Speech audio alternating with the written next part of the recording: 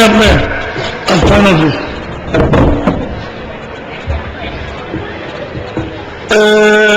गुरुदेव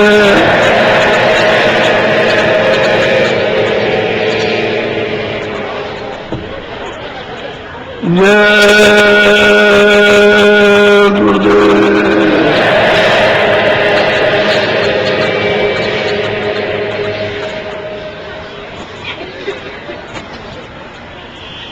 जय गुरुदेव नाम किसका।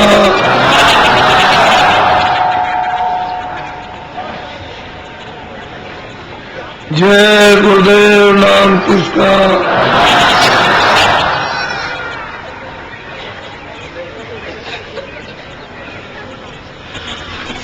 आप सब कभी शंका मत करो, जिसका कोई नाम नहीं है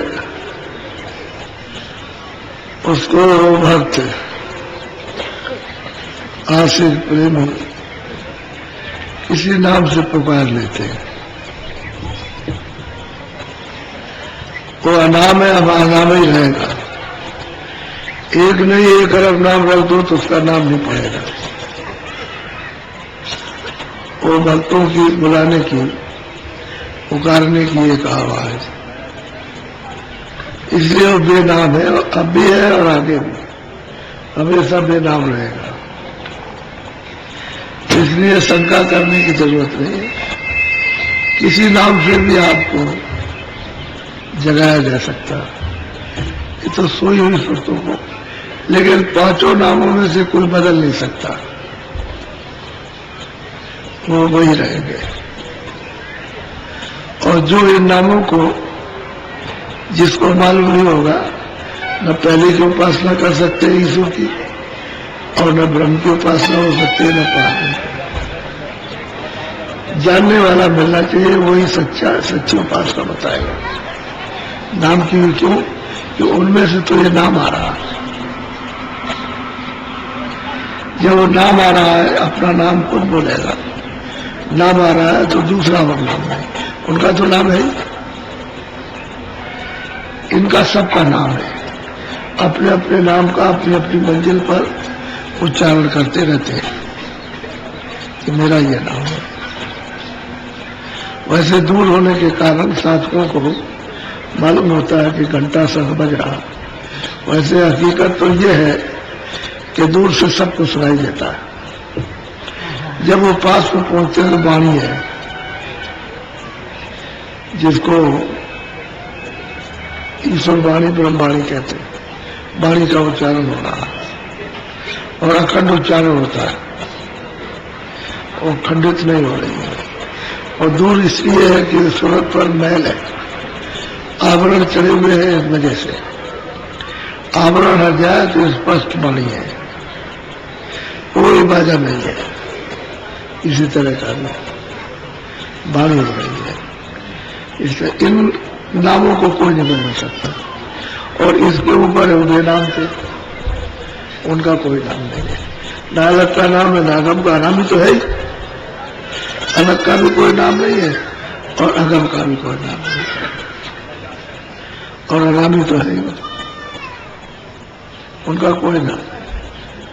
इसलिए ये नाम नहीं बदले जा सकते और उनका कोई नाम नहीं पड़ता। वो तो भक्त अपनी अपनी भाव भक्ति श्रद्धा से जो भी उच्चारण करें, तो पिता को माता को किसी नाम से भी प्यार से बुलाया जा सकता है, बोलेगा तो पिता है, लेकिन उसका नाम कोई नहीं। और इनको कोई बदल नहीं सकता। और रास्ता यही है, जो भी इसको छोड़ करके पढ़ने लिखने वाले शास्त्रों के इधर उधर का उच्चारण करते हैं, वह शुद्ध है, शुद्ध उच्चारण है। वो तो मतलब यह है कि पहुंचने हैं वालों ने जो देखा तब उच्चारण किया, लेकिन जिन्होंने नहीं देखा वो तो अशुद्ध हो गया। वो मतलब पाने वालों की चीज है। तो अब यह है कि लोग जानते नहीं है, क्योंकि साधन तो कोई करता नहीं। मालूम हो तब तो करे, तो साधन जो कोई करता है वो आपको मिलता नहीं। कोई अगर मान लो कि पहली मंजिल पर पहुंचा या दूसरी मंजिल पर पहुंचा तो आपको तो मिलेगा। वो इतना गोपनीय रहता है कि बताएगा ही, वो आपको वो कुछ कहेगा ही नहीं, इधर उधर की बात करेगा, क्योंकि जमाना जुग और आपका व्यवहार, आपका बोलचाल ढांचा और आपके कर्म, आपकी वासना इस तरह की वो बता ही नहीं सकता। वो चुप रहेगा तो आप उससे कुछ ले नहीं सकते। ये तो महापुरुष होते हैं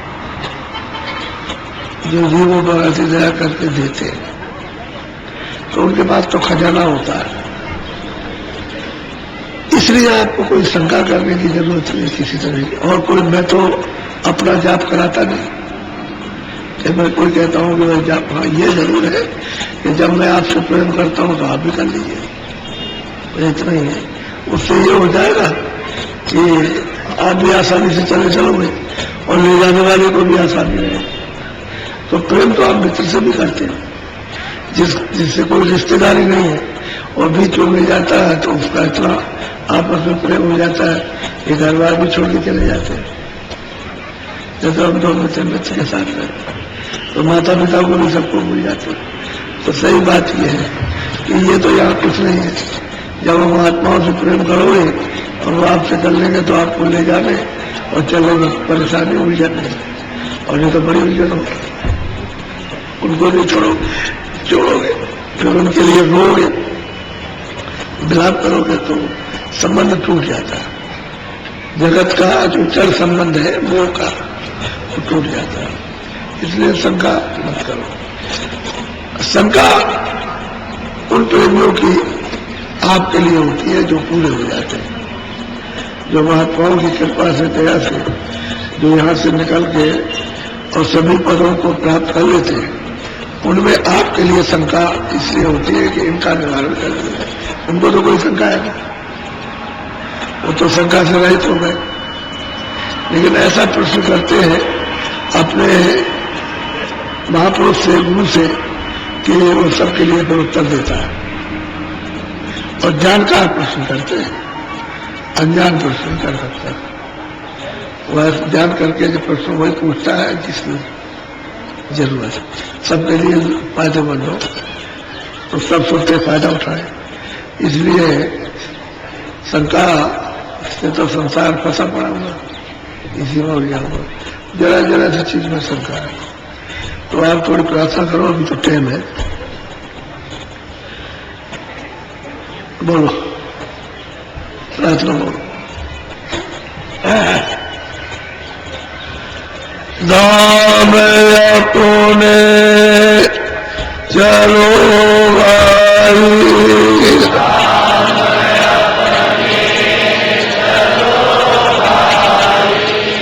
पराए देश नहीं रहना,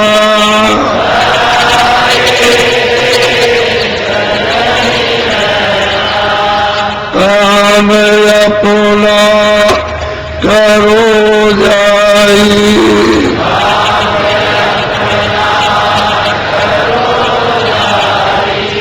पराए काम नहीं बसना,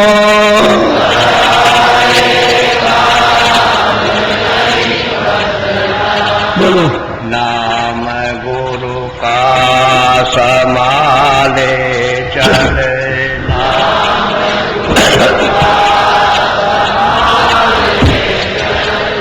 यही है दाम गठ बंधना,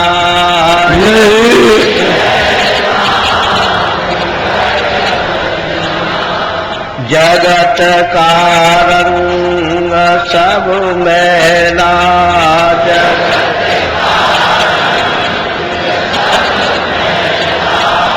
दुलारे मान यह कहना,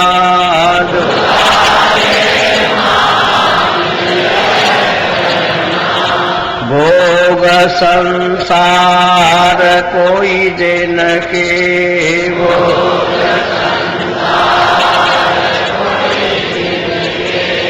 सजन त्याग के चलना,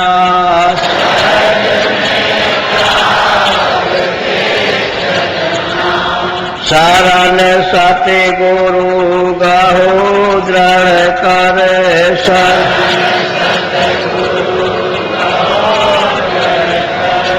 करो यह काज पिल रहना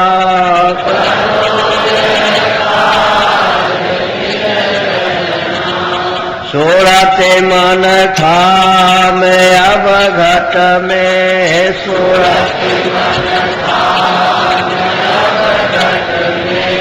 पकड़े धोने ध्यान धरे गगना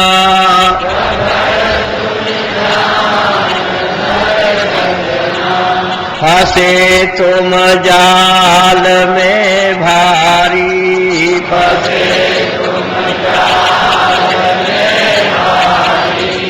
बिना इस जोग से नहीं खोलना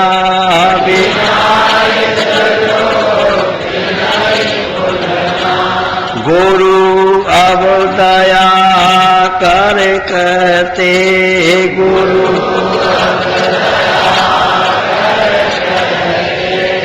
माने ये बात चित धरना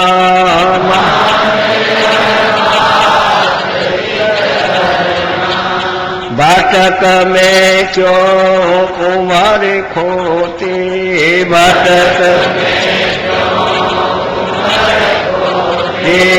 कहीं नहीं ठीक तुम लगना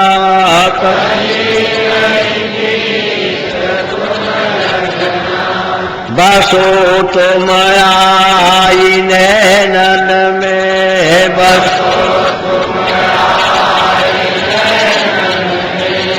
सिमट कर एक यहाँ होना सारा लक्ष्य लगने लगा कि सिमट करके मन को और सूरत को सिमट करके नेत्रों के सामने आ जा। यहाँ बैठक बनाना या रोज रोज बैठने लगोगे तो आदत पड़ जाएगी।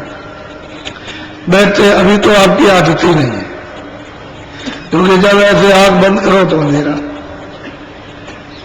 अब वो कहा जाता है भाई आंख बंद करो तो अंधेरा तो है ही, लेकिन अंधेरे में भी तो थोड़ा सा रुको। तो मन को और सूरत को साथ ही साथ लेकर कहते हैं कि नेत्रों के सामने जो द्वार है, दरवाजा है, वहां बैठक बनाओ। जब बैठक बनने की आदत पड़ेगी तो किस लिए आदत डाली जा रही है कि आंख से काम लेने लगो। अंदर की आंख उससे तो काम लेते नहीं, तो उसमें जंग मोर्चा, ये कर्मों की कालमा, ये तमाम तरह की लग गई, तो वो बिना महापुरुषों के वो अंजन नहीं मिलेगा। वो जब देंगे तभी उस पर लगेगा। तो गोस्वामी जी महाराज बहुत धीरे से कहते हैं, नए जैसे दोष में भंजन, यदि नेत्रों में वो ऐसा अंजन धीरे से लगाएंगे कि धीरे से आंख का मेल कट जाए, तो दिव्य आंख पर कर्मों का सब बोझा लदा हुआ है और इसलिए वो आंख बंद है, साथ ही साथ में कान भी बंद है, साथ ही साथ आंख बंद है। तो कहते हैं जब बैठक बनाओगे तो महात्मा कहते हैं भाई तुम सामने देखो, एक जगह पर तुम मन को रोक करके और दृष्टि को रोक करके देखो तो तुम्हारी दृष्टि साफ हो जाए।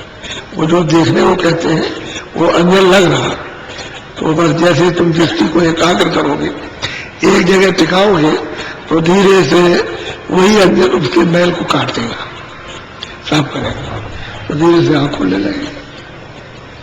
अंधेरे में फिर वो आंख खोलेगी तो अंधेरे में उजाला शुरू हो जाएगा, उजाला होगा तो अंधेरा तो सब मिट जाता है, अंधेरा फिर नहीं रहता है। ये सारा का सारा ये आकाश दम दम जम जम चमकता है, इतना शुद्ध और साफ हो जाता है। फिर इसमें कोई भी चीज रखो, कोई भी परमार्थ का कोई भी धन रखो, सब रखा रहेगा, खराब नहीं होगा। और जब तक इसमें कूड़ा कचरा भरा हुआ है इन कर्मों का, तब तक ही गंदा है। कोई चीज रखोगे फट जाएगी, क्योंकि रख ही नहीं सकते, तुम्हारे काम तो आएगी नहीं। स्थिर है तब तो तुम्हारे काम आ जाए। और उसमें कैसे स्थिर हो सकते? डालिए बर्तन में, खराब में दूध डालो तो तुरंत खराब है।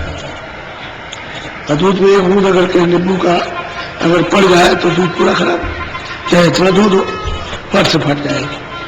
इसी तरह से खराब दिनों पर जब दया मिलती है तो उसे परिचय नहीं मिलता, परिचय नहीं होता उसका। लेकिन अगर साफ हो जाए तो फिर दया का परिचय मिल जाता है।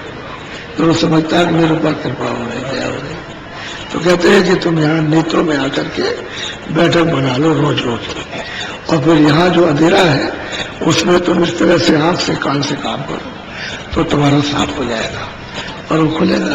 भाई हम भी गए थे, हमको तो 1 महीने हमने तो 18 घंटे तक लगातार किया, हमको तो कुछ नहीं पड़ा। 18 घंटे तुम में से कोई नहीं कर सकता। 18 घंटे 24 घंटे इतना किया, और तो मतलब ये करते रहे 1 महीने तक कुछ नहीं पता चला, जरा भी नाम निशान को नहीं कि कहीं से कोई भनक आए या मतलब कोई चीज हो तो हताश छोड़ रहे। और जरा भी मन में वो नहीं था, और यही सोचते थे कि हमारे ऊपर बोझा लगा हुआ, इसकी वजह से ऐसा हो रहा। तो सत्संग तो इतना गहरा नहीं सुना था, लेकिन 2, 3, 4 दिन सुना, उसी से अपने को मतलब यह है कि तो कहते लगे रहे और करते रहे, छोड़ा नहीं। वो 18 घंटे में कभी नहीं हो सकती है, तो लगे रहो, कभी भी दया होगी तभी हो जाएगी। ये तो अपना भोग है, अपना भार है, जो किया साफ हो जाएगा तो दया हो ही जाएगी। तो जरा सा भी कमजोरी यदि नहीं आई, लगे रहे, आखिर में लगे दया हो जाती है, कृपा हो जाती है, तभी दया होती है। रात्रि को अर्धरात को ये मथुरा में एक घाट है, तो लोग कहते थे हाँ उसमें एक गुफा बनी हुई है, उसमें चुपचाप रहते थे। बहुत लोग बाहर आता है, चुपचाप 7 दिन की रोटी इकट्ठी ले आए, उसको टांग दिया और पानी में भिगो करके बस उसको एक रोटी खाई, नमक वमक कुछ नहीं, उसे भिगो के खा लिया। और तो बहुत दिन के बाद पता चला कि कोई यहाँ कोई बाबा है, वो भी कभी कभी किसी समय पर दिखाई दे। तो कहने का मतलब ये है कि गुफा में बैठे थे और गुफा में दिन हो गया, यानी सूरज निकल आया। अच्छा आंख खुले तो रात और दिन हो गया, आंख खुली है तो दिन हो गया। तो इतना हुआ क्या हो गया, ये एकदम बाहर निकले आए, गुफा से बाहर आ गए कि दिन हो गया है, दिन दिखाई दे रहा है। और जब वहां आए तो जब इधर देखते हैं तो इधर रात है, तारे दिखाई दे रहे और दिन हो, गुफा में जाओ पड़ते। फिर भगे स्वामी महाराज के पास और वहां गए और जा करके फिर पूछा उनसे, कहने लगा ऐसा होता है, समझाया, एकांत में बैठ करके बताया। फिर जो भी समझाना था उनको समझाया और उनकी दया हुई। कहने का मतलब यह है कि साधक को दरवाजे में बैठ करके हताश नहीं होना। और आप तो 2 मिनट भी नहीं करते, कहते हुए 10 मिनट 15 मिनट थोड़ा बहुत ध्यान भजन तुम किया करो, तो तुम 2 मिनट भी नहीं करते। फिर तुम्हारा मन कोई 1 सेकंड भी साथ नहीं देता। तो दया तो घाट पर मिलती है, वहां तो आपने इंतजारी की नहीं, कुछ भी जो बैठे नहीं, वहां मन को थोड़ा रोका और न दृष्टि से कोई काम किया, ना कानों से। तो कुछ जो करते हैं, तो मैं तो और बात तो छोड़ो, मैं आपको खुद बता रहा हूं अपने। अब ये गुरु महाराज गृहस्थ आश्रम में, तो वहां सब लोग रहते हैं, तो वहां तो इतनी जगह नहीं कि वहां रहे। तो 2 दिन मतलब ये कि सत्संग सुना, किसी दिन 3 दिन सुना और बात करके कहीं चले गए, वहां बैठ करके किया। तो असल में चीज ये है कि सत्संग तो जरूरी है, फिर कितनी भी दूर जाए तो सत्संग की इतनी चाह कि सत्संग सुन रहे, तो भाग करके फिर चले जाए, फिर सत्संग सुने और फिर चले जाए, और फिर सत्संग सुने और फिर चले जाए। जब इच्छा हो तभी भाग गया, और बस 2 टाइम 3 टाइम 4 टाइम सत्संग सुना और फिर चले गए, फिर जाए और फिर किया जाता। तो जब लग गई, जब लगन लग जाती है किसी काम में, वही काम सुविधाजनक होता है। एक बच्चा सोचता है कि मैं कैसे पढ़ूंगा, लेकिन मास्टर पढ़ाता है और पढ़ाता बताता है, सब डांटता ना बढ़ता नहीं, लेकिन पढ़ता रहता। और पहले तो नहीं जानता सब कुछ, लेकिन फिर उसको आने लगता है। ऐसा ही होता है कि जिस चीज को आप जानते नहीं हो, जो महात्मा कहे उसको करो। वो कहते हैं कि भाई तुम वहां बैठो, तुम्हारी शुद्धि सफाई की जाए। अब दरवाजा छोड़ के रहोगे तो शुद्धि नहीं हो सकती, क्योंकि घाट पर शुद्धि होगी। जहां कर्मों का अंबार जमा होता है, वहां अगर शुद्धि चाहिए जाएगा तो पत्तियों से क्या मतलब? पत्ती किस काम की? वो वही साफ हो, तभी फिर सूरज जगेगी, नहीं तो सूरज नहीं जा सकती, क्योंकि वो तो बंद है। घाट पर बैठ तो कहते हैं भाई नेत्रों में आके बसो, बैठक बनाना।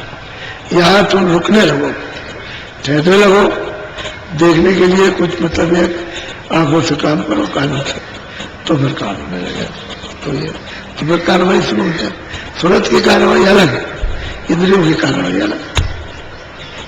ये बाहर जड़ चीजों के साथ में इंद्रियों की कार्रवाई, सूरत के साथ कार्रवाई चेतन के साथ है, उसके साथ तो उसका काम होने लगेगा। अब यह तो बहुत प्यार से अनुभव सोचते हैं, क्योंकि अनुभव नहीं होगा तो आपको कैसे बताया जाएगा? न करने का अनुभव, गिरने का अनुभव, चढ़ने का अनुभव, हर चीज का जब अनुभव होगा कि ऐसे गिरते, ऐसे चढ़ते, ऐसे जाते, ऐसे होता, ऐसे नहीं होता, ऐसे बंद हो जाता है, इस तरह से फिर चालू हो जाए, ये अगर नहीं देखेंगे तो आपको क्या बताएंगे? वो तो खुद वो ही होते हैं, खुद उस चीज को जानते हैं। ऐसा नहीं होता। अच्छा, और सबने बताया, वो एक का नहीं सभी का है। बोलो हाँ, चलो सत्संग करो आप। श्याम तदिशेत को गहना श्याम,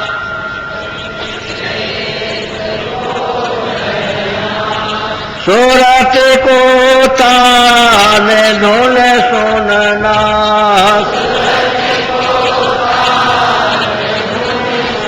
अब वो साधक को बताते हैं कि भाई थोड़ा सा रोके रहो, और शाम के बीच में सफेदी, सफेदी के बीच में श्याम। कहते हैं इसको बराबर एक टक मतलब ऐसे करके देखते रहो, और देखते देखते देखते देखते गगन में तारा चमकेगा। उसी को देखते देखते तारा वो अकेला चमकता है। पहले आकाश तो दिखाई देता है, लेकिन खाली तारा चमकता है। जैसे सुबह एक तारा निकलता है, ऐसा तारा चमकता है। उसमें चमक बहुत है, रोशनी बहुत रहती है, बड़ा तेज रोशनी का होता है, और उसमें सफेद रोशनी रहती है। तो जब वो चमकेगा तो गगन में उसी के देखने पर, दृष्टि ठहरने पर गगन में तरह तरह की दुनिया सुनाई देने लगती है। वही से ये उसका परिचय है। उस सूरत को रोक करके तुरंत मन को उसके साथ लगा करके सामने तो दिखाई देगा। अब आंख से तो देखेगा उसको, और कान से सुनेगा।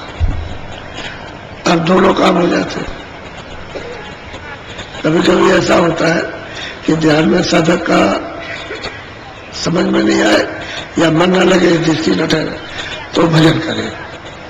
तो भजन में धुनी सुनाई जब देने लगती है, और जब भजन में उसमें रत होता तो दिखाई देने लगता, क्योंकि धुनी में प्रकाश है और प्रकाश में धुन आ रही है।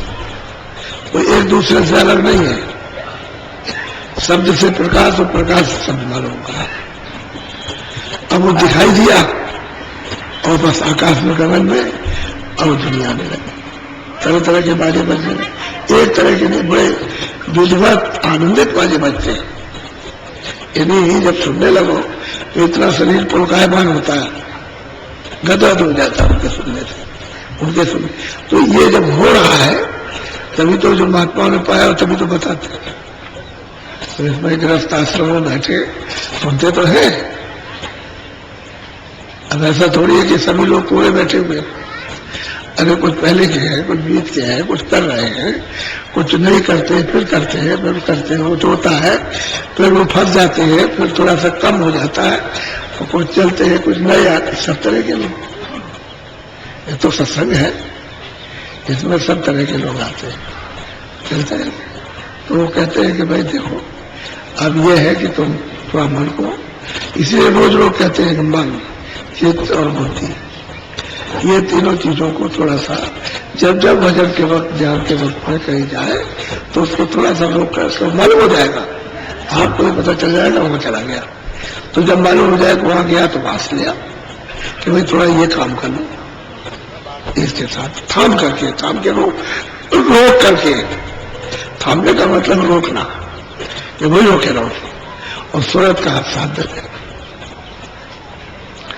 मन बुद्धि चित्त सूरत का साथ दे, और सूरत जब ये साथ देगा तो दृष्टि उसकी एकाग्र हो जाएगी और उसे दिखाई देना शुरू हो जाएगा।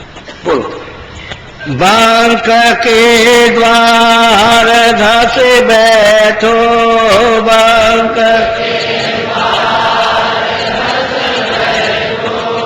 तेरे कोटि जाई कर लेना,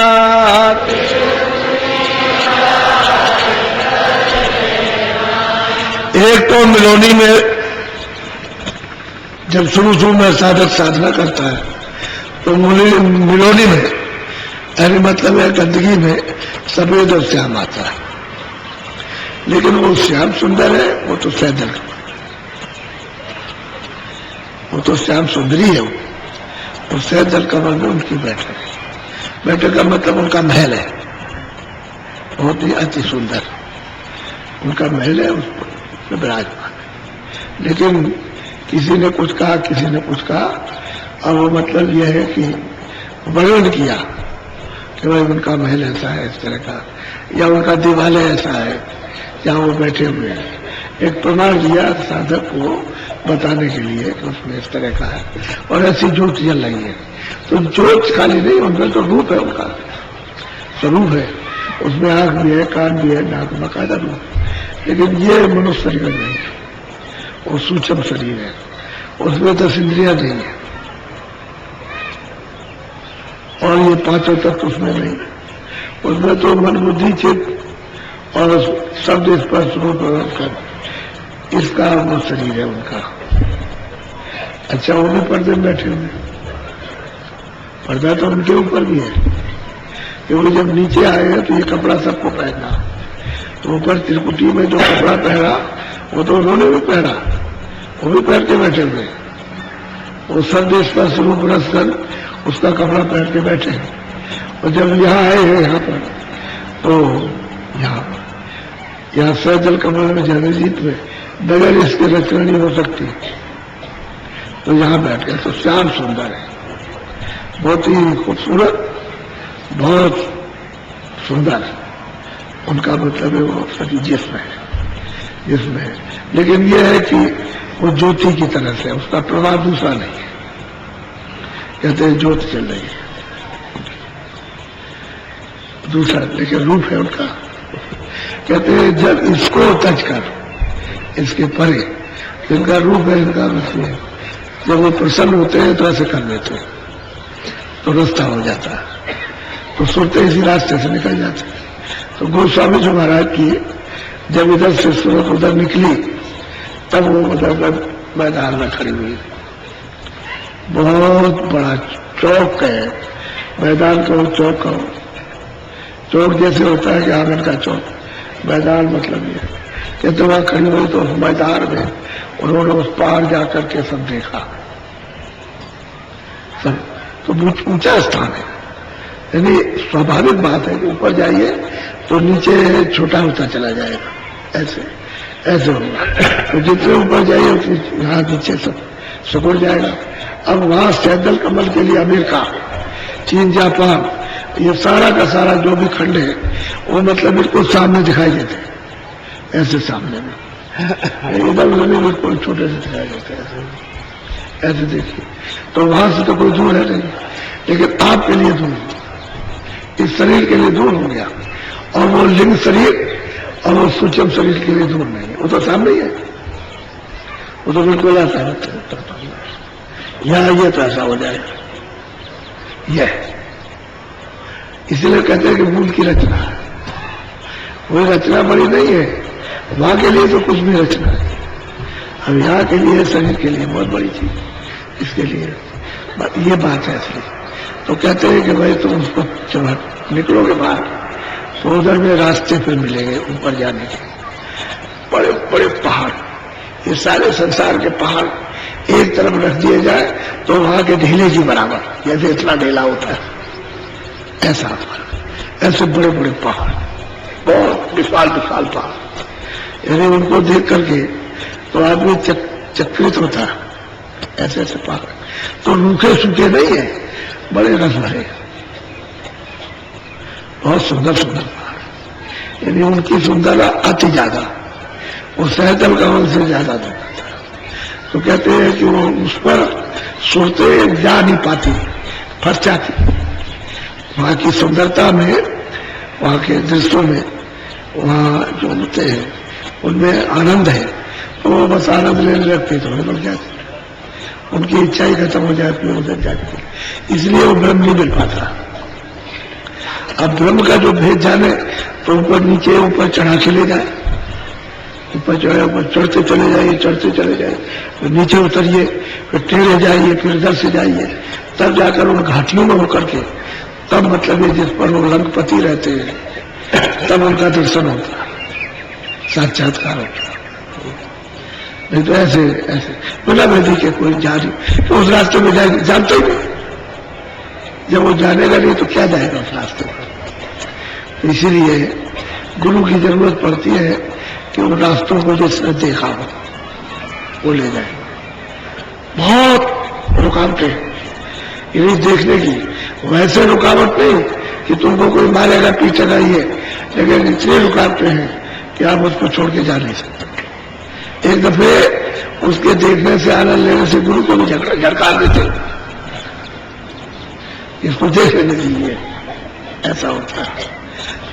तो ऐसा टेढ़ा मेढ़ा रास्ता है, वैसे तो यही सही, आपको मतलब यह है कि भगा दिया जाएगा। जब आंख खुलती है और स्वर्ग में कुंड जब नजर आते हैं तो इसी में इतनी फोड़ा होती है कि आगे न जाए, यही रहे इतना। अगर वो माया बैठी है इलोर पैदा कर देगी तो उधर तो गिराने का कोई साधन नहीं है, लेकिन यहाँ गिर जाएगा फट, यहाँ फंस जाएगा, यहाँ जड़ पाया इसमें फंसता है। तो गुरु की हर जगह बचाने की जरूरत है, नहीं साधक अपने आप वो रिद्धि सिद्धि पा करके और रख सकता है, वो तो अलौकिक धन है। वो तो महात्मा ही महापुरुष होते जो साधकों के इतने अथाह धन को हजम कर लेते, उबलने नहीं देते, नहीं तो जो कहे वही हो जाए, जो भी कहे वही होता है। अब वो साधकों का सब अपने हाथ में लिया, ये किसी को शराब दे दे, किसी को कुछ कर दे, किसी को कुछ कर दे, तो सब कुछ अपने हाथ में रखते हैं, उसे पता नहीं होने देते। चीज तो उसके पास है लेकिन उसको नहीं मालूम होती हमारे पास कुछ है। साधक ही रहेगा, फिर वो प्रेमी रहेगा और चलता रहेगा, देखता रहेगा, चलता रहेगा, देखता रहेगा। तब भी साधक अहंकार कि जरा जरा सी बाहर की चीजों में जिसके पास कुछ नहीं होता और अपने को अहंकार कितना समझता है कि मैं दुनिया से बड़ा हूं, तो बाकी जिसके पास है उसको कितना बड़ा अहंकार, और फिर जो वो चीज पाएगा उसको तो बहुत घमंड, बहुत गर्व, तो कुछ भी कर सकता। इसलिए संतों ने बड़ी दया की कि जीवों की कमाई को यदि गिरने नहीं देते, उसको रखते हैं संभाल करके और उसको पता नहीं होने देते, और इस तरह से उससे कमाई करवा कर और घर में पहुंचाते। कहते हैं भाई उधर जाओ तो लंकपति यानी वो ब्रह्म, उसका साक्षात्कार दर्शन, लेकिन सूरत को थाम करके रखो, रोक करके रखो ये जगह, एकाग्र करके मन को साथ लेता है, क्योंकि मन अपने आनंद ही में जाना चाहता है तो उसको आनंद नहीं मिलता, इसलिए भागता फिरता। अब इंद्रियों के घाट पर बैठकर जब उसको ये क्षणिक रस मिल गया तो आदत हो गई उसकी, और कोई बात नहीं, आनंद तो मिलेगा ही नहीं, आदत पड़ गया। इसकी आदत बस धीरे धीरे करके रुकेगी, कुछ बोले कि सत्संग से, कुछ दया से, कुछ मतलब ये साधन भजन से, तो आदत बदल जाती है, सब साथ देता है। जब साथ दे जाएगा तब चल पड़ेगा, चलेगा, चल जाएगा। बोलो। सोन चढ़े जाद सो भाई, सोन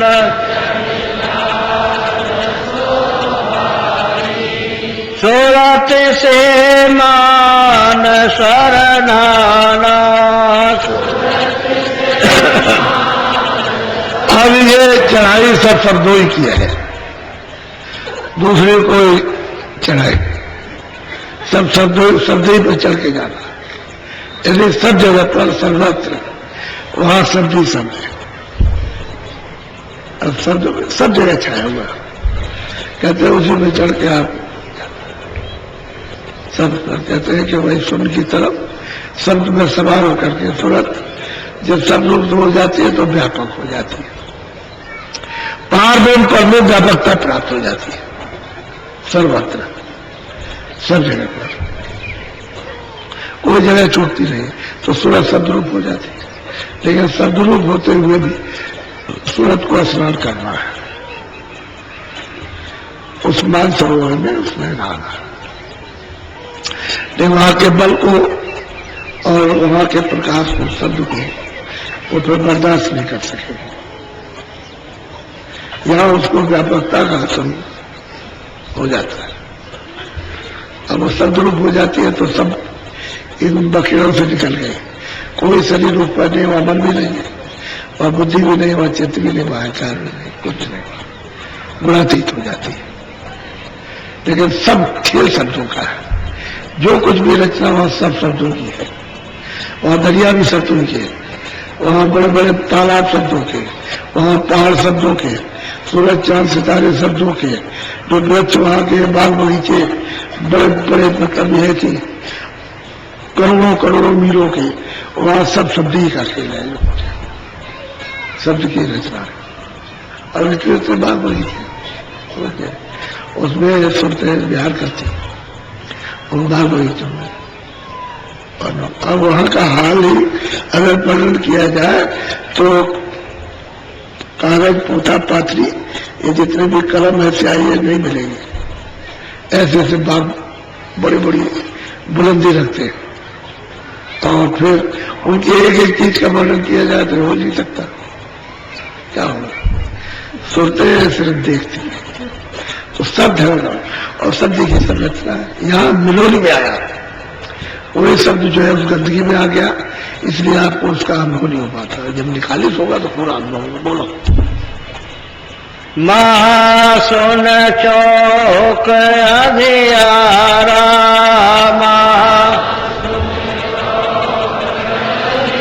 अब ये बच्चे बच्चियों, एक खरब, यानी कहने को तो एक खरब जोजन, ये लंबा मैदान है।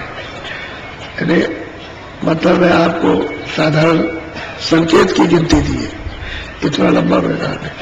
यानी एक जोजन का 4 कोस, तो आप सोचो कितना लंबा। यानी चौक जो सामने, उसको वर्णन कर रहे हैं, इतना लंबा मैदान है। तो बताइए और कितना लंबा होगा।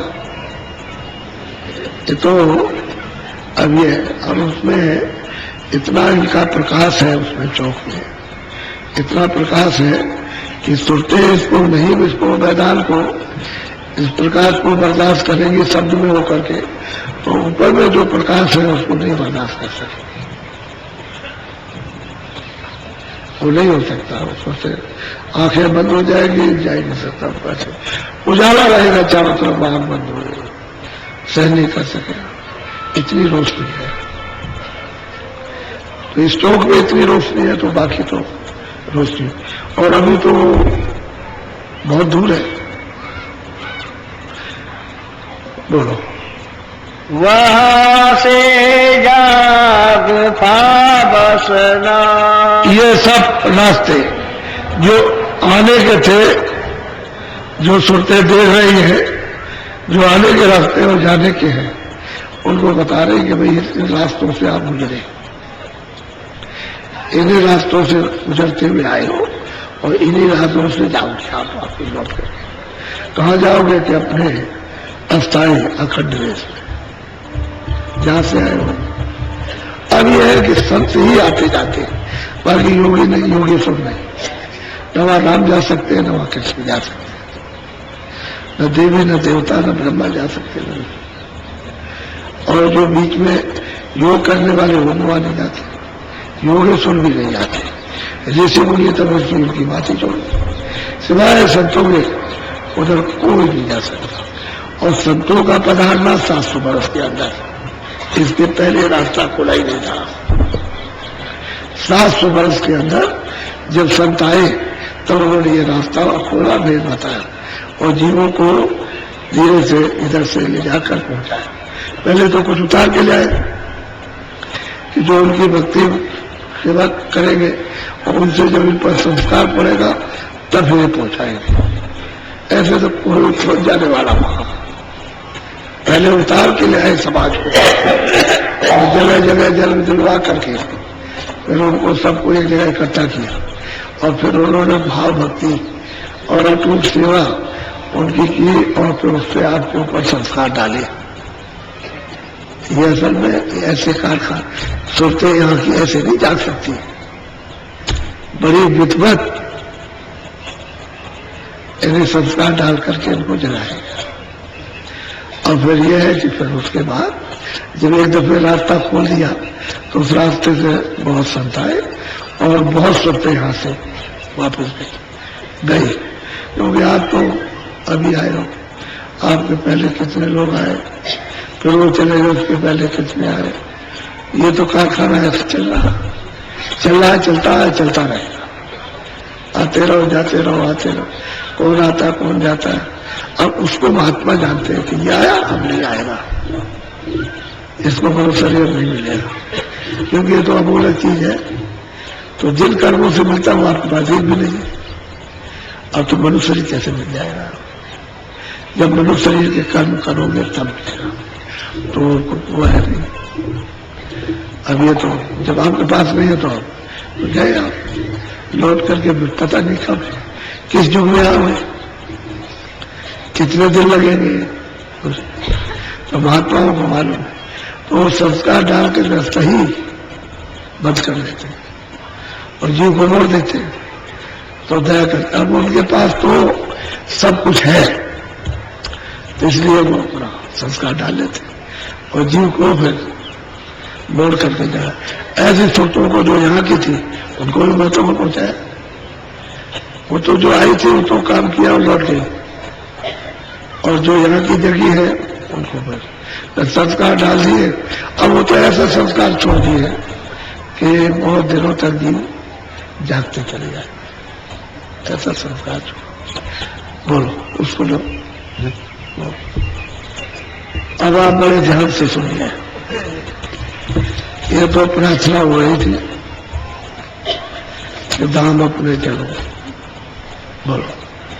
आरती गावे सेवक तेरा, सांस भर मने चित ये सेवक आपका आरती जो भेद बताया, जो आपने, ये सेवक है आपकी आरती करना चाहिए, आपके भेद की आरती। क्यों कि जहां जहां आप बैठे हुए हो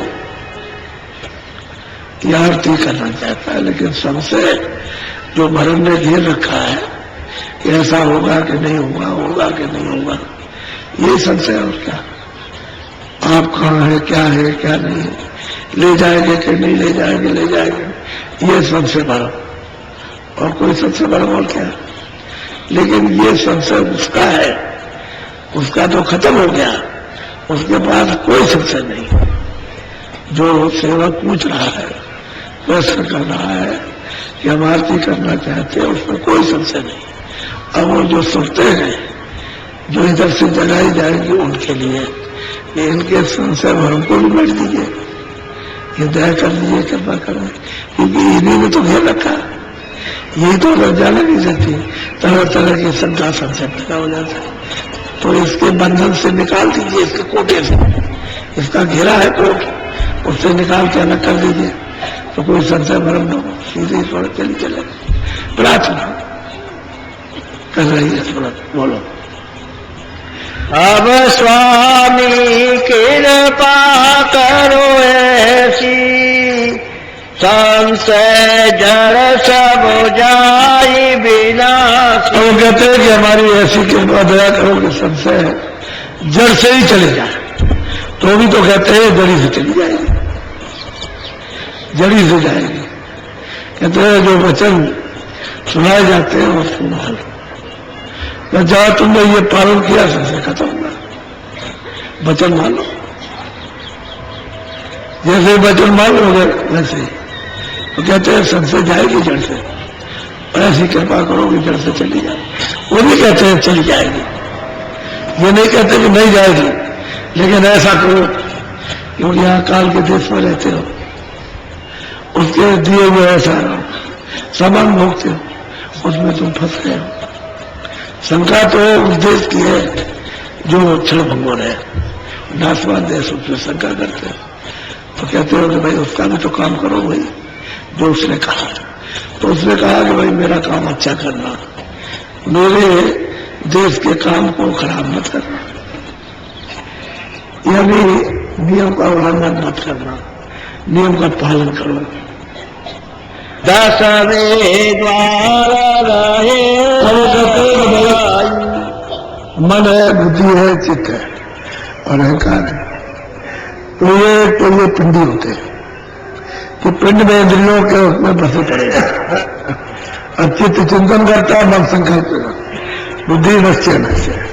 इतने किया उसके घर में बहुत माल रखा, चलो डकैती जाने चलते, तो मन संकल्प करता है किधर से चलोगे, कौन सा दरवाजा तोड़ोगे, कैसे अंदर जाओगे, कोई जाग गया तो बुद्धि निश्चय करती है, अरे वहां बहुत आदमी रहते हैं, घर में जाग हो गई तो शोर मच जाएगा चारों तरफ से, घेर लिए जाओगे तो फटाफट तुम फंस जाओगे, ऐसा काम मत करो। तो अहंकार कहता है नहीं, तो बुद्धि का काम खत्म हो गया। जब अहंकार आया तो अंधेरा छा जाए, कर बस वहां गए और वहां जाकर के बस दरवाजा तोड़ा, दूसरे तब तक जाग हो गई, चारों तरफ से घेर लिया, पकड़े गए तो मार पड़ी। तब बुद्धि कहती है आपने तो कहा था कि वहां मत जाओ, ऐसा होगा, और तुमने मेरी बात नहीं मानी। तो यह है पिंडी, मन, बुद्धि, चित्त और अहंकार। और एक अंडी है जो आंखों के बीचों बीच, दोनों आंखों के सामने, यानी जहां बैठे हुए उसके ऊपर काम कर रहा, तो वो अंडी की रचना में करेगा काम। अंडी मन निकल जाएगा तो फिर ऊपर का साथ देगा चलने का, पिंडी मन रहेगा तो खींचेगा। इन सब चीजों को खींच करके नहीं तो वो दबाएगा, कभी इधर चिंतन करेगा तो बढ़ भागेगा, बुद्धि निश्चय से अहंकार मान लेगा, ठीक है। इन्हीं सब चीजों में नाश मान ये पिंडी, और फिर ब्रह्मांडी, फिर उसके बाद ब्रह्मांडी। तो ब्रह्मांडी जब होता है तब फिर न तो स्वर्ग में टिकेगा, न बैकुंठ में, न यहाँ, फिर ऊपर को चढ़ेगा तो पहुंचेगा सहजल कमल में, नीचे ऊपर, वहां उसका भंडार है, तो फिर ब्रह्मांडी हो जाता है। आगे अब वो सूरत कहती है कि ऐसी कृपा और ऐसी दया करो कि पिंडी मन से भी निकल जाए, और मतलब यह है कि अंडी मन से भी निकले, और उसके बाद में ब्रह्मांडी मन से भी, और कहते हैं निसंशय। फिर क्या संशय रहेगा, जब इनके जाल से निकल गई तो फिर निसंशय शब्द समाई, यानी शब्द में रथ हो जाएगी, लय हो जाएगी सब। ऐसे मिश्री को बोलिए, उसको पानी में तो पानी हो जाती है, मिश्री का रूप खत्म। पहले क्या है, मिश्री है, पानी में जाने हो गई, पानी हो गया। ऐसे ही है कि सूरत है, इन तत्वों में फंसी हुई है, तब तक अलग है, और जैसे ही तत्वों से निकली वैसे शब्द रूप हो जाता है, फिर उसको कोई नहीं कहता शब्द रूप है। तो शब्द ही सब कहते हैं, कहते निसंशय, निर्संशय, कोई संशय न रहे, कोई पर्दा न रहे, संकल्प विकल्प का, अहंकार का, चिंतन का, सोचने विचारने का, कहते हैं बस शब्द में समा जाए। उसमें ऐसी कृपा और दया करो। तो ये साधक जो सिद्ध हो गया यदि प्राप्त कर चुका, वो अपने गुरु से प्रश्न कर रहा कि औरों के लिए भी कुछ कह दीजिए, ताकि औरों को सहारा बल मिल जाएगा उनको चलने का। हमारे पास तो कोई संशय है नहीं, वो तो औरों के लिए है कि इनका भला हो। तो सब समझा रहे। बोलो। आगे महासोन में दाना मौज होई तो करे पाया। कहते हैं कि जब आपकी मौज मर्जी होगी सूरज शब्द में शून्य में जब लय हो जाएगी 10वें द्वार में, तो आपकी जब मौज हो जाएगी तो कहते हैं कि भंवर गुफा के महासून के मैदान में ये चल पड़ेगी।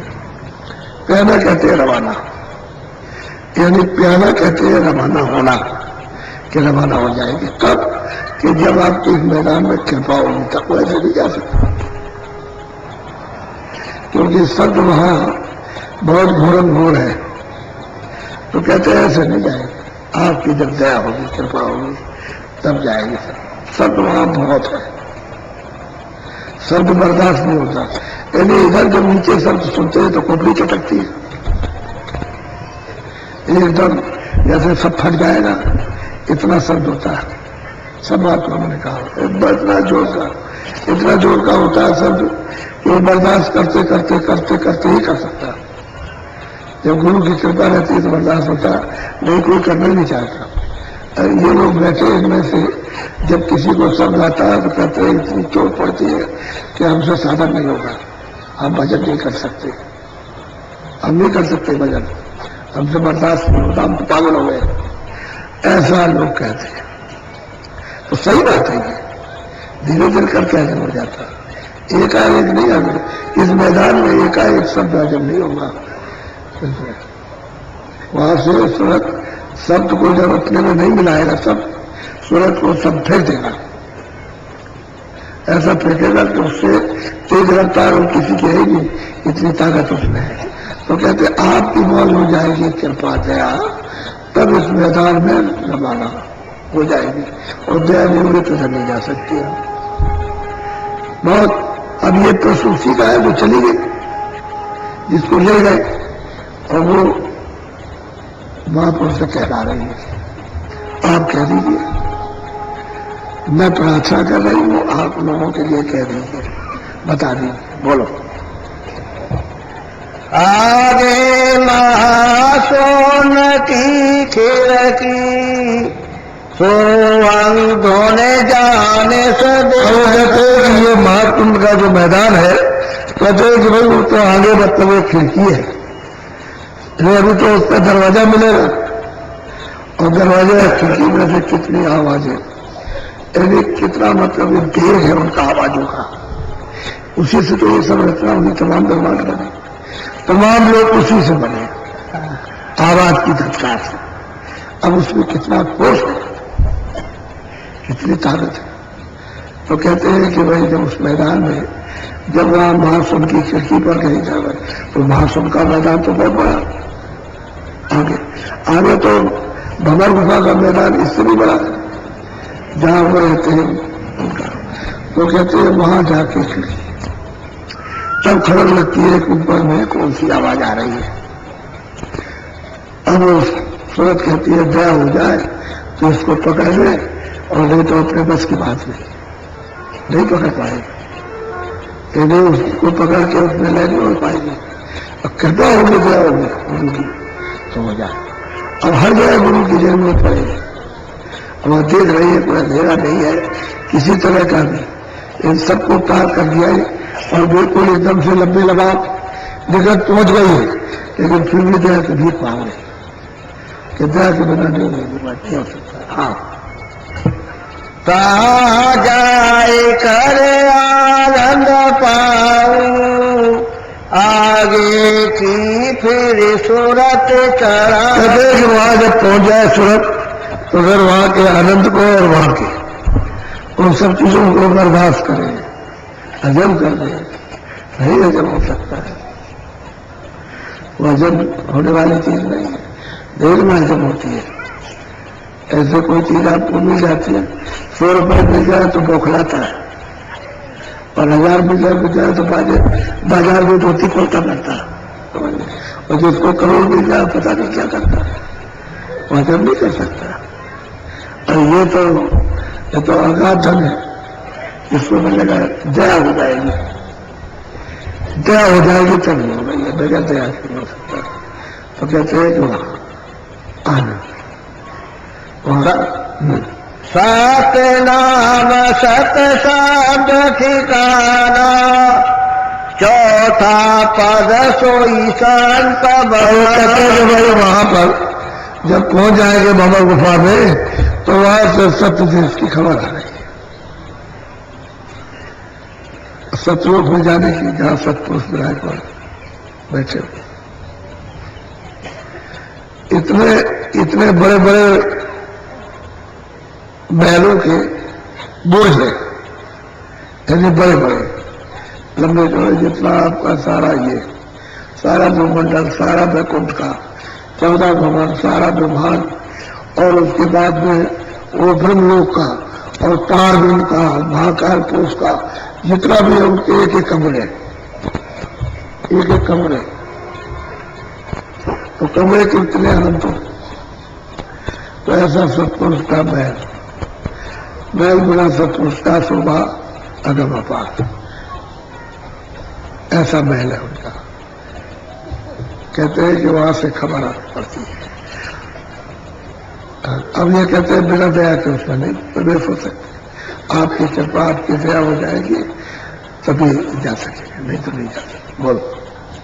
हर्षण शोभा कहीं न जाई, खोरस चंद्र सूर छवि। कहते वो जो भंवर गुफा में जो स्वर्ण पुरुष है, जो श्वेत सूर्य, उसकी महिमा दी जाती है, यहाँ के और बीच की झलक की नहीं। वही कहते हैं कि खोरस एक मतलब है वहां के हंसों का, कहते हैं वहां के 16 सूर्यों के बराबर, जो नाके में पहुंच रही है, जो अगवानी करने आती है, जो यहां से जो जाते हैं सब, उनकी वो अगवानी करते हैं, अगवानी करने आते हैं, उनका इतना प्रकाश एक का। तो कितने अगवानी करने आते हैं, उसका कोई सुधार नहीं। कहते क्या भजन किया जाए, क्या लिखा जाए, क्या कहा जाए, जवाहर है नहीं, लिखने में कागज कलम है नहीं।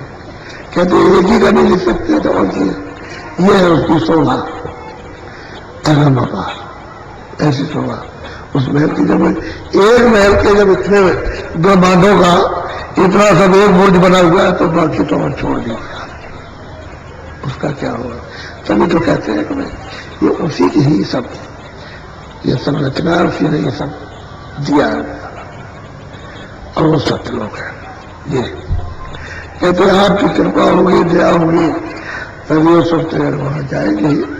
और ऐसी कृपा करो, ऐसी दया करो कि बर्दाश्त हो जाए, उस मिला देंगे। बोलो। दीपन शोभाय जब सवारी, हंस हंस प्रतिदीप। जगह जा बजा, यहां से यहां से, कहते उनकी शोभा अगर अपार शोभा, और जा बजा, और कितने जा बजा मतलब पता ही नहीं चलेगा कितना। कहते हैं कि यह शोभा अपार है, हर्षों की, और बड़े बड़े दीप, ये आनंद है वहां सोचो। आप ये सब सोचते जो आई वहीं से पहले इस आनंद में थी, वहां कोई कष्ट नहीं, कलेश नहीं, दिन नहीं, रात नहीं, और इतना प्रकाश। अब इतनी दूर आकर के अब यह है कि एक कण है, उसके लाख टुकड़े की जाए, उससे भी छोटी है सूरत। और जब ये अपने रूप को धीरे धीरे करके धारण करती, और 10वें द्वार में पारब्रह्म पद में पहुंच कर जब शब्दरूप होने लगती है, शब्दरूप, तो इसका मतलब है तब तेज इसका प्रकाश तब देखने में आता है। वो ईश्वर से ज्यादा उसका प्रकाश है, इतना प्रकाश इसका होता है। तो कहते हैं वहां जब पहुंचेगी तो उसकी तो मतलब इस होगा वहां के अंशों की और इस सूरत की भी उनके साथ ये यहां से पहुंचने वाली है और वहां बसने वाले वो सब वहां रहने वाले है और ये यहां से पहुंचे। लेकिन स्वागत कितना होता है तो स्वागत उसका कितने कितने अनंतों फाटक यानी स्वागत के लिए अनंतों यहां गिनती तो खत्म कीजिए इतने फाटक बन जाते साल और कितने ऊंचे ऊंचे हैं और किस कारीगरियों से और कहते हैं कि मतलब है ये तो हंसों का वाक्य नित्य प्रति और हर क्षण पर होता ही रहता है। बोलो हमी कुंड जावर रहे भारी पुरुष दरस का करे अमृत के कुंड बड़े बड़े मतलब ये महासागर भरे हुए और वहां उसमें मतलब अमृत पुरुष का दर्शन होता रहता उस पुरुष का। ये तो संकेत किया महापुरुषों ने जो जो यहां से गए जरा से इशारा किया बस सब छोड़ दिया सब छोड़े हुए रहता रहा। तो कहते हैं कि ये है बोलो नित नित लीला नई नई वाकी माए माँ का लग बरनुआ। वहां की महिमा क्या हो तो नित नित लीला होती रहती है क्षण क्षण में पलक पलक पर लीला होती रहती है। कहते उस लीला को कौन वर्णन करेगा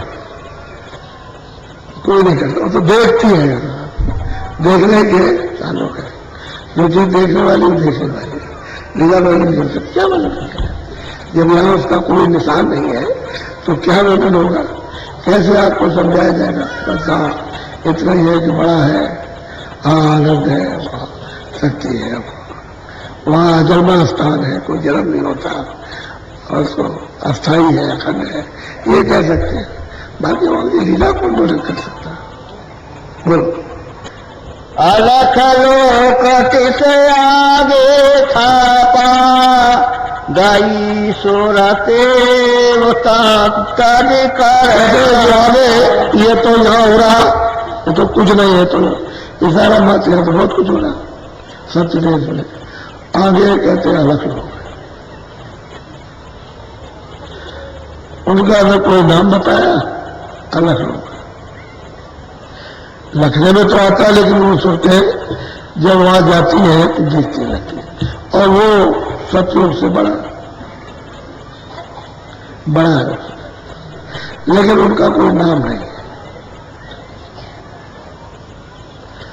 अलग लोग कहते हैं सूरत जो यहाँ सब कुछ कहते हैं वहां कुछ नहीं अब वो चली वहां जाकर अब क्या वहां अंश नहीं रहते क्या अगर वहां सुनते नहीं थे खजाना एक बारी सुनतों का तो वहां कहते हैं सागर ही है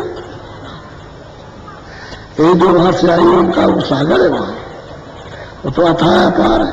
बोलो सूरत चली आगे पदधारा अगम लोक को जाई निहार। अलग लोग हुए अलग लोग का दर्शन तो फिर आगे चलते चलते चलते चलते तो कहते हैं अगम लोक में गई और अगम लोक को निहारा ने देखा खूब देखा और हम उसके दर्शन किए अगम लोक। बोलो अगम पुरुष की शोभा न्यारी कोटिन खरब सूर कोटान कोट खड़ा अरब में खड़ा उनके कहते हैं कि रोम में प्रकाश कितने रोम होंगे कहते कोटान कोट खरब इतना प्रकाश है। अब उसके क्या उपमा दी जाए यहाँ के लिए यहाँ तो कुछ है ही नहीं है भाई हाँ। अब ये बिना महापुरुषों के बिना पहुंचे हुए नहीं हो सकेगा। वो तो जो यहाँ से आध तक पहुंचेगा और आज से यहाँ आएगा वही ये कृपा करेगा, बगैर दया के नहीं मिल सकता। बोलो। आगे ताके पुरुष ना, वो कहते हैं कि उसके आगे कितना दूर चलने पर कहते हैं वो पुरुष है ना, उन्हीं की रोड से अलग पुरुष, उन्हीं की रोड से अलग पुरुष, उन्हीं की रोड से सत्पुरुष स्थापित हुए। और ये नीचे गया उस सत्पुरुष को मौज मर्जी से विस्तार हुआ। अब यह है कि वो तो उसको कह भी नहीं सकता, वो तो अकह और कहना शुरू से न्यारा हमारे पुरुष है, वो तो अकह, वो नहीं कुछ हो सकता। वो तो सोचते हैं जब वहां पहुंच जाएंगे तो बस कह नहीं पाते, सब चुप हो गए जितने भी है, वो तो अकह। हाँ, संत बिना वायो न जाई, संतन निज घर वह ठहरा। वो तो संतों का घर है और बड़े संत के वहां कोई भी नहीं गया। ईश्वर भी नहीं जा सकते, ब्रह्म भी नहीं जा सकते, पार भी नहीं जा सकते। बाकी और ये तो जा ही नहीं सकते, बाकी और लोगों को तो छोड़ दीजिए। कोई संतों, वो संतों का निजस्थ घर है, वहीं से आते हैं और वहीं जाते हैं। अब यह है कि ये कलयुग ही में है, इसलिए उन्होंने कहा है कि कलयुग के समान दूसरा कोई भी जो प्रभु की प्राप्ति के लिए नहीं है। ये सबसे सुलभ जुग आया, क्योंकि इसमें भेद खुल गया, नाम का रास्ता जीवों को मिल गया। अब उनको चाहिए कि उनके पास जाए, लोग खोज खाज करके जो इस रास्ते से जाता आता, जो अपने घर में पहुंच गया और वहां से आ रहा है, ऐसा मिलना चाहिए। और खोजोगे तो मिल जाएगा, ऐसा नहीं कि नहीं मिलेगा। खोज होनी चाहिए, तलाश होनी चाहिए, प्यास होनी चाहिए मालिक से मिलने की कि कहाँ छुपोगे, कैसे मिलोगे। तो उसका कोई ना कोई बहाना मिल जाएगा, जरिया मिल जाएगा, सिलसिला मिल जाएगा, कोई बच्चा किसी का साथ हो जाएगा, पहुंच जाओगे वहां तक। और जब तक तो सूरत सब तरह से यदि सुरतों की शंका को दूर करा लेती है, उसके पास क्या शंका हो, तो कृपा से पहुंची गई, तो पहुंच गई और सामने प्रश्न करके सब शंकाओं को दूर कर रही है। कहते भाई तुम ऐसे करो, ऐसे करो, इस तरह से करो, ऐसे करो। अब आपको नामदान ठहरो, नामदान दिया है, रोज बैठो।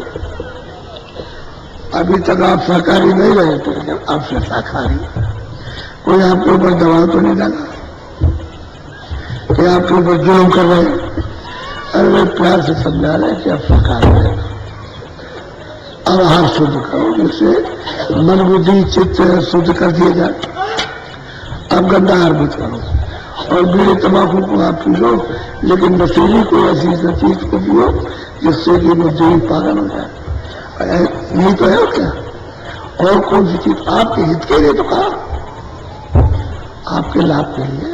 वो तो बहुत सम्मान जीवों का करते हैं, कोई ऐसी बात नहीं कहते हैं जो उसको लगे, उसको वो बात कहते हैं जो उसमें प्यार करते।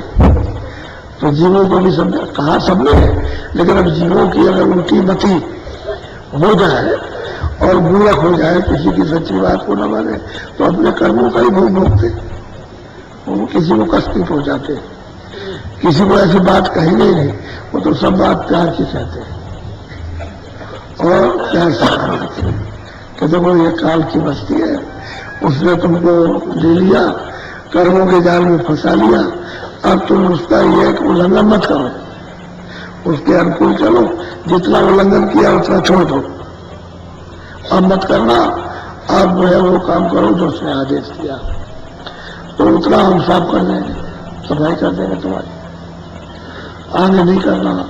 अब आप उनसे प्रार्थना करो कि हमारा जो हमने किया उसी को साफ कर दीजिए, हम नहीं करेंगे, तो कहो तो कम से कम, कहते भी नहीं हो और गुमसुम रखे रहते जमा और करते रहते, फिर भी नहीं बताते।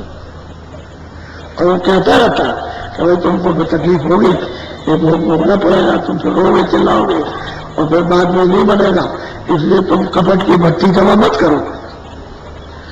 उनके आगे साफ खोल के अगर गलती हो गई आप नहीं करेंगे, अब दया कृपा कर दिए, बल दे दीजिए, कहो तो कम से कम।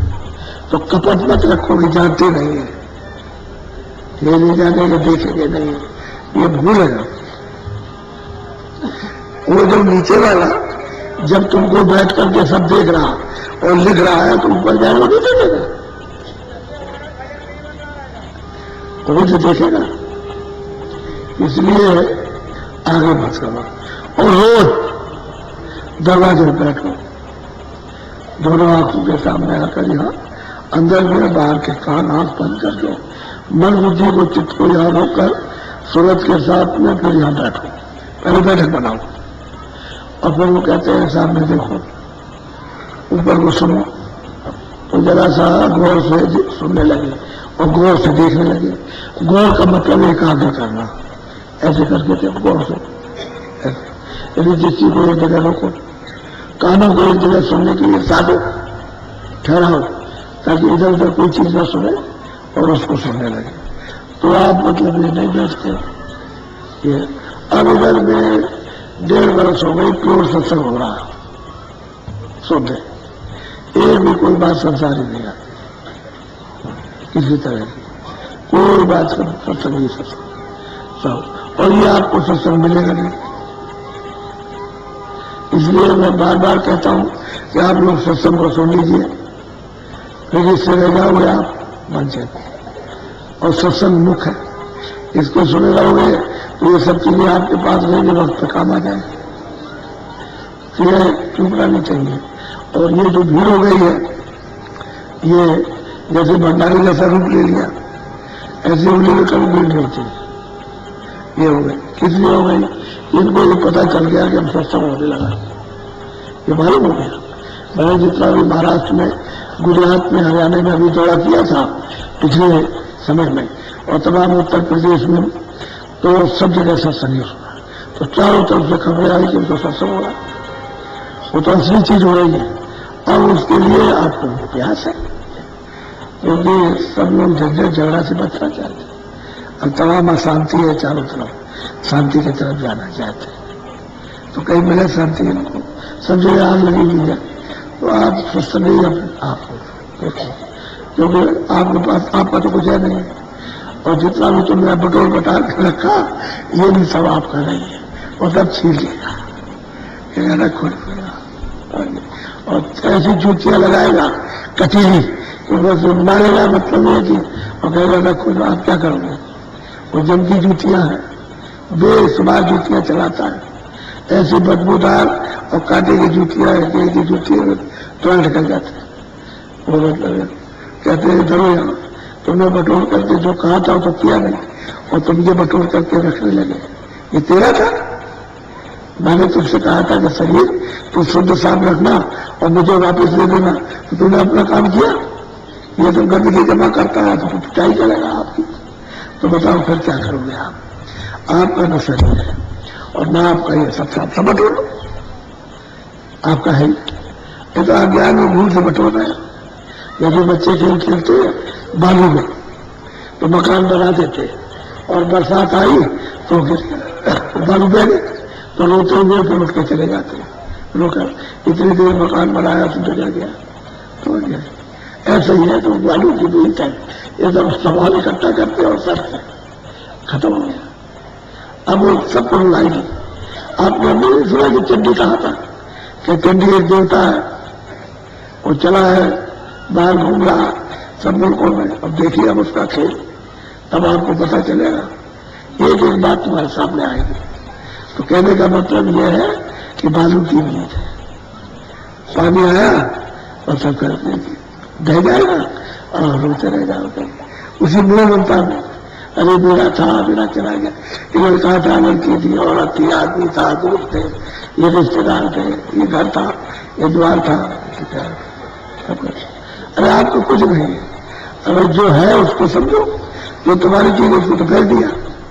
दरवाजे में बैठ करके तुम अपने धन को लेते तो वाह वाह, सब लोग तुमको अच्छा कहते, और दूसरे का धन हड़प कर रहे हैं कि तुम उसका है, कहते हो उसका तुम्हारी अच्छी बात है। उसने कहा कि मेरे सामान से तुम इसकी हिफाजत करना, ये भी मेरा ही है, ये मैं सामान इसकी हिफाजत के लिए देता हूं, उसको ठीक ठाक रखना, और जैसा मैंने तुमको ठीक दिया है पैसा मुझे दे देना। तो आप उसको बीमार करके देते हो और गंदगी भर के देते हो, कोई तुम अकलमंद हो कि उसने साफ सुथरा दिया और आप गंदगी भरने लगे, मेरा कुछ नहीं। तो वो कहता भी है कि भाई मेरे मकान में तुमको कुछ नहीं मिलेगा सिवाय खाद के और सिवाय तुमको रोने के, और कुछ नहीं। और सही बात ही है, कुछ नहीं मिलता है, पीछे रोते रहो, चिल्लाते रहिए आप। अब जो आफत है वो तो आप भोग रहे हो, चिल्लाते रहो। तो इसलिए महात्माओं की जो आपके लिए हित के कल्याण के लिए जो होता है उसको तो ग्रहण कर लेना चाहिए। पीने की कोशिश करो कि हम पी लें, तो दया तो हो रही है, दया में कोई शरीर नहीं। ये आज का सत्संग आज है 5वां दिन है और कल 6वां और परसों 7वां, 10 तारीख से 16 तारीख तक का कार्यक्रम है। तो आप लोगों को जरूरी है, कोई 5 दिन हो गए, कोई 4 दिन हो गए, और कल जाएंगे तो किसी को 6 दिन हो जाएगा। तो अब जिनको जो जरूरत है कि दफ्तर है, कोई और है, कोई घर में बीमार है, कोई जानवरों को चारा देने वाला नहीं है, और किसी को सुबूत करके आए हो, तो जो जाना चाहते हो जाए, क्योंकि एक दिन आने का, एक दिन जाने का, इसलिए हमने सत्संग पहले से रखा, 10 तारीख से पहले से हो रहा, और यही शुद्ध हो रहा, सत्संग हो रहा, कोई बात नहीं हो रही पहले से। हमने पहले से जो आ जाए उनको मिलता है, जब मिला, और जो बीच में आए उनको भी, लेकिन उनका पूरा हो जाएगा। और 7 दिन का तो आपका कोटा हो गया। अब एक दिन जाने में देना, तो आते वक्त में भी सत्संग मिल गया और जाते वक्त में मिल गया, और एक आध दिन पहले आ गए, एक आध दिन बाद, तो आपको तो मिल जाएगा पूरा। इसलिए जिनको जरूरत है वो जा सकते हैं, वो जा सकते हैं, और जिनको कल जरूरत है कल चले जाना। मैं तो आपको भगा भी रहा हूं, कोई भगाने वाली बात नहीं है। और जिनको परसों जाना परसों जा सकते हैं, क्योंकि वो भी तो अपने काम है, व्यवस्था है वहां की, तो वो व्यवस्था जो बनी बनाई वो परिहार करनी पड़ेगी। इसलिए व्यवस्था है तो ठीक है, मतलब उस व्यवस्था में रहो तो नई कोई परेशानी नहीं होगी, सारी देख तो हम रहे हो आप रहने लगे। अब यहाँ तो नई व्यवस्था करनी है, फिर जब चले जाओगे तो सब बिगाड़ देना, फिर आओगे तो फिर बनाना, तो नहीं होगा बनी बनाई व्यवस्था।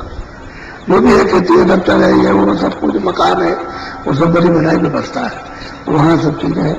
तो ये तो आत्म लाभ है, ये तो अपनी आत्म विद्या का, परा विद्या का लाभ है। तो उसको लिया वापस पहुंच गए, फिर जो वो तो फिर लिया फिर वापस पहुंच गए। तो आओ जाओ ये तो लगा ही रहेगा, तो आना जाना तो लगा ही रहेगा। क्यों? बीमार हो, बीमारी की दवा लेने के लिए तो आना ही है, क्योंकि कल्याण करना है तो बीमारी लगेगी, इसलिए तो हमारा कल्याण हो रहा। तो दवा तो महापुरुषों के पास में कल्याण किया है, हमेशा देते रहे, उन्होंने तो इनकार नहीं किया, लेकिन लेने वाले ले लिया तो नहीं चाहते थे और रखी रहे, दे भी दिया तो रखी। आपने उससे कोई काम नहीं लिया। अरे भाई जब आपको रास्ता बताया तो तुमने जब भजन ध्यान सुनने नहीं किया तो रखी दिया, अब रख के भूल गए। अब 10 साल के बाद जब याद आएगा तो कहोगे वो तुमने भूल गया हूं, मैंने तो लिया था, तो तुमने तो कुछ नहीं लिया और रख दिया, भूल गया, तुमने कुछ किया भी नहीं, तो तुमको क्या मिलेगा? तब तक पता नहीं शरीर तुम्हारा ठीक रहे ना रहे, कोई रोग लग जाए, अंधे हो जाओ, बहरे हो जाओ, कुछ न कुछ, ये सब चीजें तड़ातड़ इंतजार नहीं करना चाहिए। जल्दी जल्दी मतलब है कि अपना रोग आके अपना काम करना चाहिए, कि इसको फंसे हो इसी में। बोलो जय गुरुदेव। देखो जैसे एक आदमी को मैं बैठाल के समझाता हूं, उसी तरह से मैं सबका ऐसा समझो अपने आप को कि मुझे को जवाब मिल रहा, उसका मुझे को बताया जा रहा है। ऐसा नहीं है कि मतलब आपको अलग अलग बैठ के तो सबके साथ और उसको मतलब उसको ये बताया जा रहा है भाई तुम ऐसा करो, सीधा साधा कहा। महात्माओं का एक एक को नहीं, एक एक को होगा लेकिन सबके साथ होगा, क्योंकि इतने लोगों का समय फिर कैसे मिलेगा। इसलिए वो जवाब सबका एक के साथ सबको अलग अलग देंगे और दे देते। अब तुमको ये चाहिए कि अपनी अपनी चीज पकड़ो, जो जरूरत की उसको पकड़ लो और जिसकी अभी जरूरत की उसको रखो, जब जरूरत पड़ेगी तो याद आ जाएगी फिर काम में ले लेना। ऐसा करो, ऐसा ही होता है। जब कोई जरूरत पड़ी तो जो चीज हमारे पास में हमने उसको काम में ले ली, तो काम में आगे उठा के पकड़ दिया, और जो असली चीज है उसने अपना काम में। तो भजन ध्यान करोगे तो असली चीज आप सुमरन भजन और ध्यान और सत्संग, सत्संग पहले, सेवा बाद में, और उसके बाद भजन। ये तीनों चीजें मुख्य है, सत्संग सेवा भजन, ये असली चीज। इसी से सब बन जाता है, और ये चीज सत्संग नहीं मिलेगा तो सेवा और भजन नहीं हो सकता। तो जय गुरुदेव।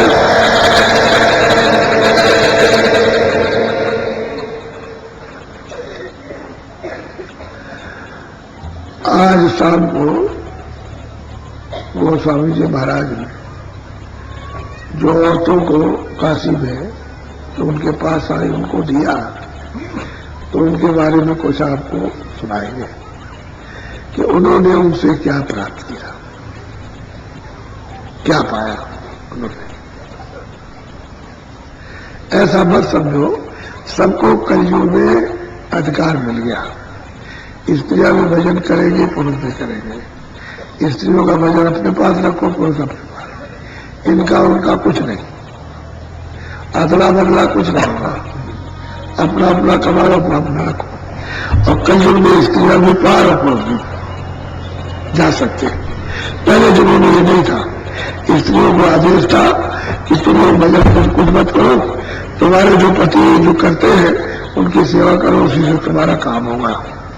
पहले ये था, तो स्त्रियां कुछ नहीं करती, तो पुरुष करते हुए जो भी उम्र का एक हिस्सा अपने आराधना में देते थे आत्मकल्याण के लिए, उसमें से हिस्सा उनको मिल जाता था, तो उनकी सेवा करते। अब ये कलयुग में नहीं, कलयुग में सब नियम बदल गया, महात्माओं ने बदल दिया। अब स्त्री को भजन करना उतना ही पुरुष को दूसरे का, और अपने अपने भजन से पार हो, और दोनों को महात्माओं के पास जाना, दोनों को रास्ता लेना। ऐसा नहीं कि मतलब यह है कि वो दोनों के लिए, तो कलयुग में नहीं बदल गया, पहले युगों का दूसरा नियम था। इसलिए नियम के अनुसार जो बदल गया उसके अनुसार करो आपका, तो जल्दी काम होगा। इसलिए देवी को मिल जाओ कि तुम्हारा टांग पकड़ के खींचेगी, समझ गए, वो चलने नहीं देगी, वो टांग पकड़ के उसको भी ले आओगे, और देवी आए तो उसको भी ले आओ, नहीं वो खींचेगा, बड़ा मुश्किल होता है, तो उसको भी ले आओ। फिर साथ में बच्चे भी ले आओ तो उनको संस्कार पड़ जाए। बच्चों का अच्छा संस्कार पड़ेगा तो आप उनको समझोगे मेरे बच्चे अच्छे, और मेरे मतलब यह है कि काम आते हैं, और नहीं तो संस्कार खराब पड़ गए तो बच्चे किसी के काम नहीं आएंगे। तो तुम बच्चों के लिए रोगे कि मेरे काम कराए ना, और उनके रहे तो बिगड़ गए। तो बच्चों पर तो संस्कार अच्छा पड़ना चाहिए, तो पुरुष भी आओ और देवी भी आओ, और साथ ही बच्चों को भी आओ। उन पर जब पड़ जाएंगे ये संस्कार तो फिर कोई बदल नहीं सकता, ये संस्कार पड़ जाना चाहिए। और बच्चों को तुम्हारा रखोगे तो यहाँ कोई साधु बनाया जा रहा, या बच्चों को बनाया जाता, इसलिए उनको भी ले आओ।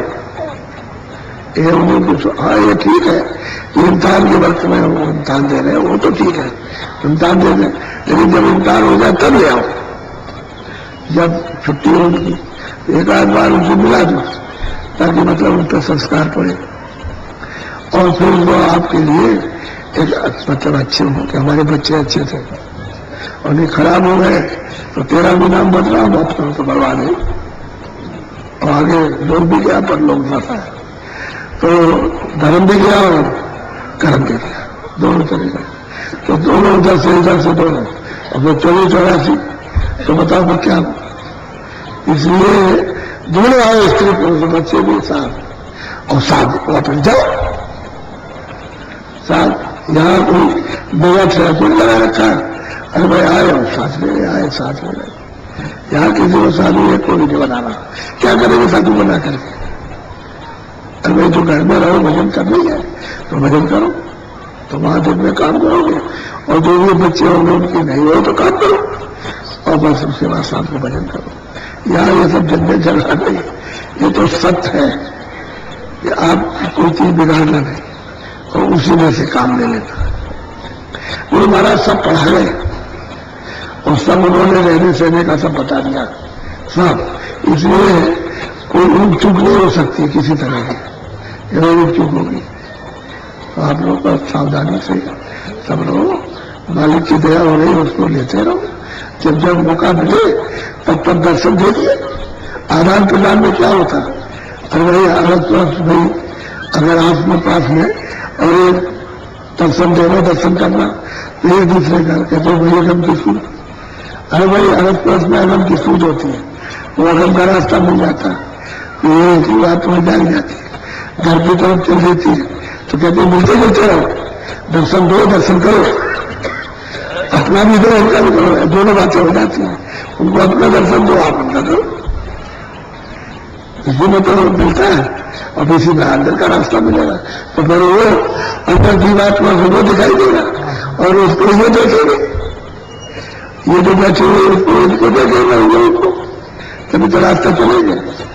तो बाहर में बोलोगे अंदर क्या करोगे, अंदर से तो बाहर फंस गए, अब अंदर नहीं जा सकते हो बगैर जानकार के। तो बहुत अच्छी तरह समझदारी से काम लो और आप बहुत अच्छे हो, हम आपको कभी खराब तो कहते ही नहीं कि आप बहुत अच्छे हो। यहाँ तो कोई ऐसी बात कही नहीं जाती, यथावत सबका सम्मान होता है, सबको प्यार होता है, सबको सब जानते हैं, और नहीं हो तो इतना आदमी आएगा क्यों? ये तो भंडारे में आप देखो कितना, तो जब प्यार होता है सबको, सब जानते हैं, सबको प्यार करते हैं, और आपको प्यार लेना चाहिए उसको। जब सबसे कर रहे तो फिर इसमें क्या है? अब यह है कि पूरा भारी मत करो, खेचा खाची करते हो तो फिर तुम्हारा मुश्किल कर देते हो, तो वो नहीं झिड़का झिड़की से काम नहीं, सावधानी से बोलो जय गुरुदेव, जय गुरुदेव। सतगुरु सतनाम तुमको को प्रणाम,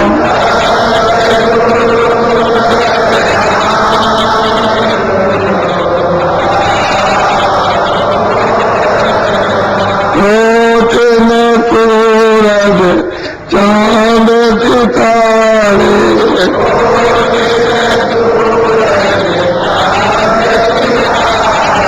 रोम रोम करे उजारे,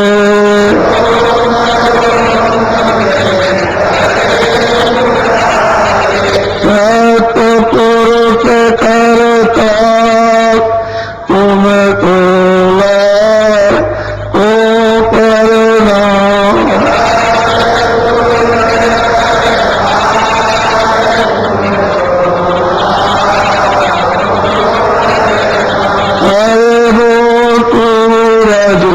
चांद सितारे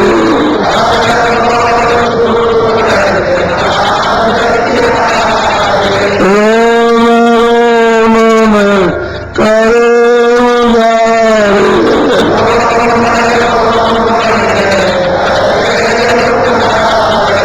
अलग पुरुष करता तुमको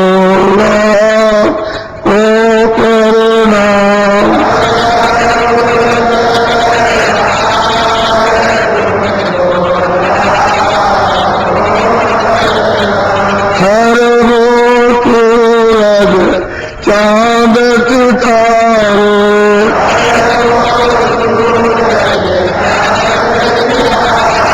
रोम रोम में